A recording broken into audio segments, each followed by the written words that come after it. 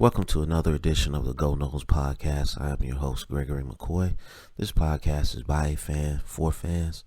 I am not a journalist. I am not a reporter. I am not an insider. I do not work for a website. The majority of my content comes from me, in my opinion. Other information comes from the internet. Today is February 10th, 2020. I got about 5 different segments for this episode. I hope you enjoy it. Let's go ahead and get started. First segment is entitled Growing Up a Florida State Fan. And this is what I wrote about that. Growing up a Florida State fan. Wow. Was I spoiled as a fan back in the day. 10 years straight. Top 5 finishes. National championships. All-American players everywhere. Major bowl game appearances. Every year. It was crazy.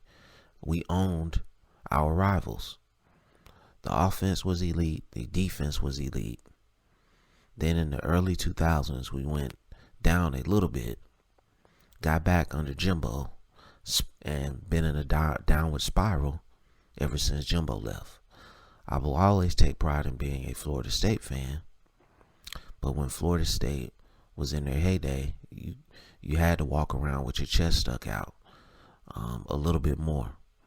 And a little bit more, ease in your walk. It was the golden age for this program. I think it would be impossible to get back to where Florida State once was, but there's no harm in trying. It can't be no worse than the last 3 years, or last 1.5 years, maybe 3 years. 3 years, last 3 years.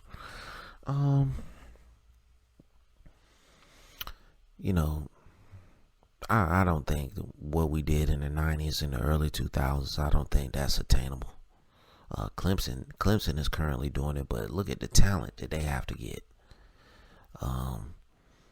If you're telling me that we can compete on that type of level and get that type of talent, then okay, anything's possible.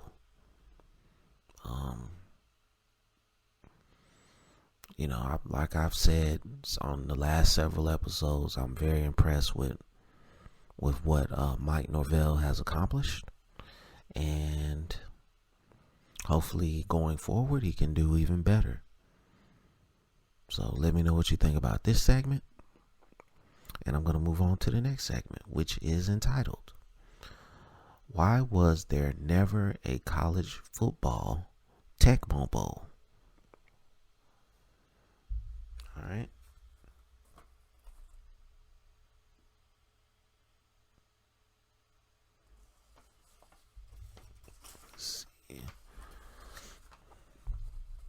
Why was there never a college football Tecmo Bowl?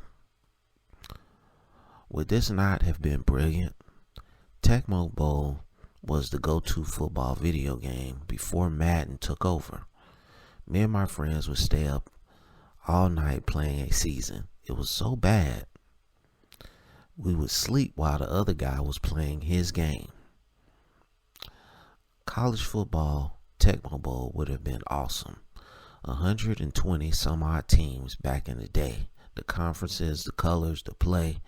It would have been crazy. The theme music on Tecmo Bowl was crazy. I can only imagine the college version. If this game had hit the stores back in the day, kids would have lost their minds. Every kid on my street had Tecmo Bowl. The most fun thing was playing with the Patriots, believe it or not. Back then, they sucked on the game. So everybody's goal was to play with the worst team and win the Super Bowl. Tecmo Bowl was just one of those games, man, where we just, everybody loved it, man. And, it's like Madden is now. I couldn't even imagine, like, when I was a kid trying to play somebody online on the internet. That would have been like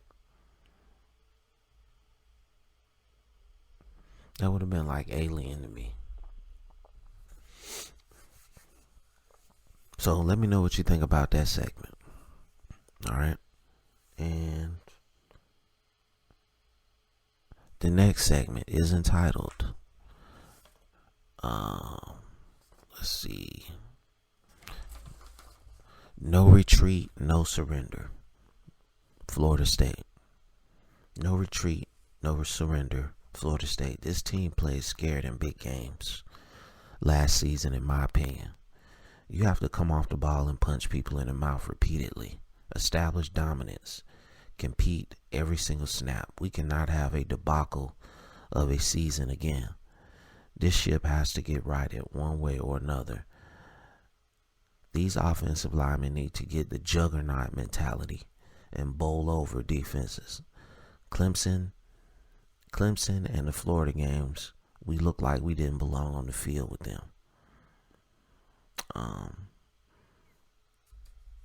That voice in my head keeps asking me, why was Alex Hornibrook on this roster?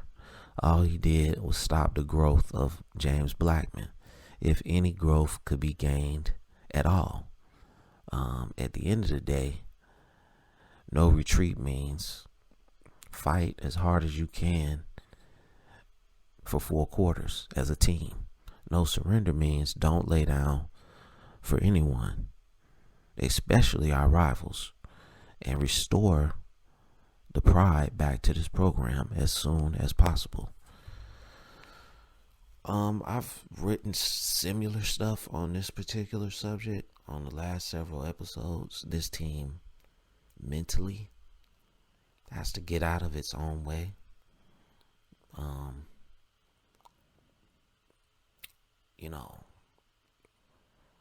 You have to go out there and compete as hard as you can for 4 quarters. There's no escaping that. That's just bare minimum. Then you need smart and efficient quarterback play from whomever. Everybody is assuming that it's going to be James Blackman. We don't know.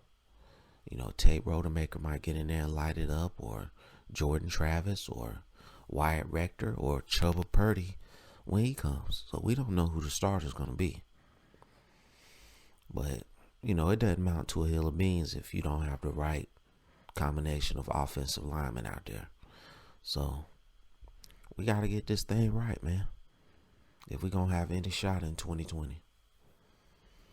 But strength and conditioning is the foundation for everything that you do as a program.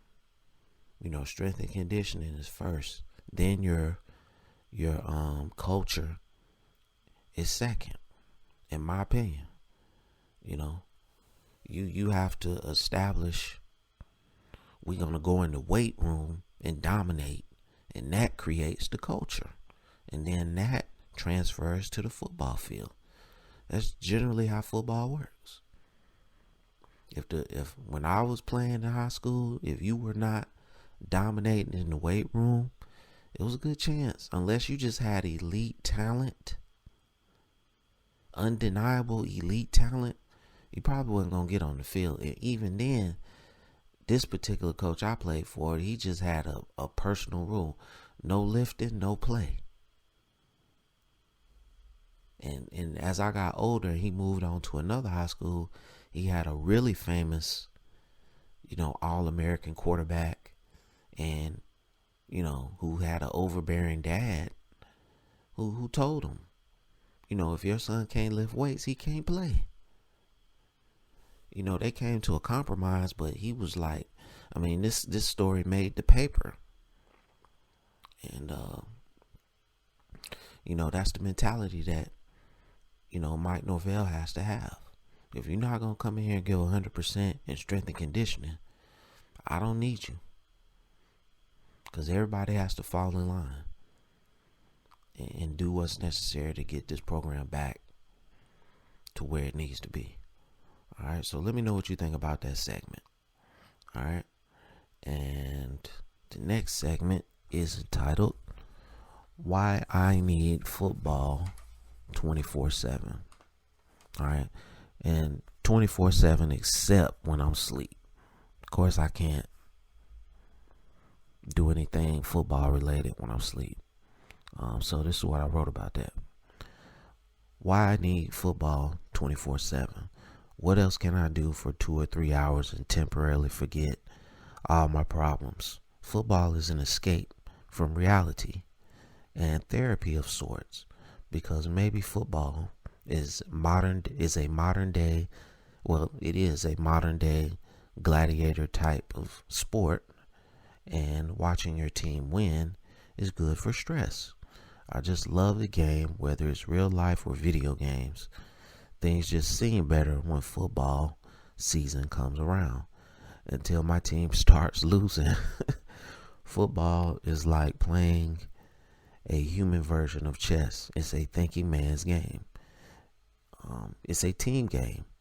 NFL Network helps a lot with the football 24/7 thing. YouTube also helps. I can literally pull up any game I want and watch it. I don't think about football when I'm asleep, as I previously stated. And thank God for football. Yeah, so, I mean, it's an escape, man. It's therapy. It's modern day gladiators.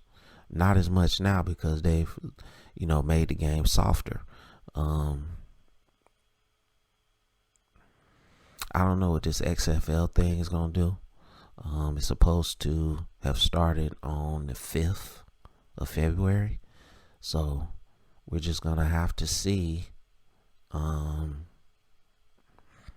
what it is. I just think if you're trying to start your own football league, you come in with basically the same rules that the NFL has and just tweak stuff. Like I've said several other times on this podcast, when you come in and try and reinvent the ball and reinvent the game and do all this other stuff, people are going to be turned off.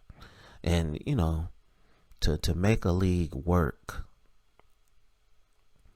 it's like, pouring money down the drain. You're going to lose money for several years. I think I read somewhere that the XFL is projected to lose $400 million over the next couple years. Like, you're going to take a loss, because people are just, the NFL and college football is king. And to compete with them, you got to have money.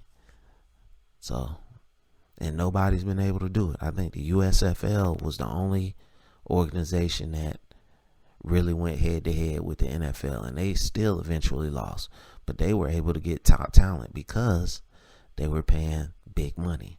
And recruits will come to you, and players will come to your league if you're paying big money.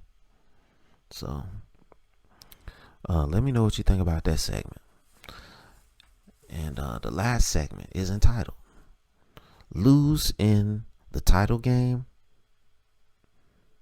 or Not Go at All. Pick one. And I went kind of back and forth on this, but here's what I wrote. Lose in title game or not go at all. Pick one. If my loss is predetermined, then of course I don't want to go to the title game. There's a certain amount of respect you can give a title game loser. There can only be one champion. There's no second place trophy. If I only get a 1% chance of winning the title, then I play it out. These two options is like being between a rock and a hard place. I'm guessing losing in the title game means you were winning at some point. So maybe I would go in the other direction, but it's still no man's land. The goal is to win every game. You never concede. We have seen title games where we know certain teams had no shot, and other title games where the underdog won. So if I have a 1% chance to play and win for the title, a 1% chance to play and win the title, I'm gonna let the chips fall where they may. I mean, you got some people like that. I would rather not go to the Super Bowl than lose. Nah, I want that chance to play for the title. You know, I want that chance to play for the title every time. I don't care who's on the other side. That's just my mentality. That's going to conclude this episode. I hope you enjoyed it. It's available on YouTube. It's available on Google Podcasts, Apple Podcasts, and Spotify Podcasts. If you're listening to this on YouTube, please scroll down to the comments. Click on one of the links. Please rate, review, and subscribe. I would really appreciate it. And as always, go Noles.